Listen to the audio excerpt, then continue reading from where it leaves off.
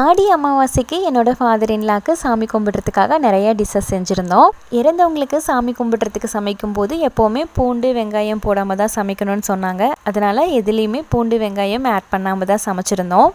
கத்திரிக்காய் கேரட் போட்டு சாம்பார், தக்காளி ரசம், வாழைக்காய் பொரியல், பருப்பு வடை, ஸ்வீட் உளுந்து வடை, அப்பளம், பால் பாயாசம்னு எல்லாமே செஞ்சுருந்தோம். எல்லாமே செஞ்சு முடிச்சுட்டு இலை போட்டு படைச்சி சாமி கும்பிட்டுட்டு காகத்துக்கு சாப்பாடு வைக்க போனோம். எப்போவுமே சாப்பாடு வச்சா காக்கா உடனே வராது. ஆனால் இந்த டைம் வச்ச உடனேயும் காக்கா வந்து சாப்பாடு எடுத்துருச்சு. ரெகுலராக அமாவாசைக்கு சாமி கும்பிடும் போதெல்லாம் காகத்துக்கு சாப்பாடு வச்சுட்டு காக்கா எடுத்தால் தான் நாங்கள் சாப்பிடணும்னு சொல்லி எல்லாம் வெயிட் பண்ணிகிட்டு இருந்திருக்கோம்.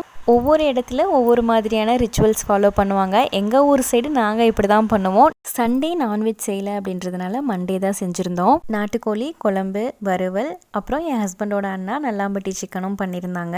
நம்ம என்ன செஞ்சாலும் குடும்பத்தோடு எல்லோரும் ஒன்றா சேர்ந்து உட்காந்து சாப்பிடும்போது அதில் இருக்கிற சந்தோஷமே தனி தான்.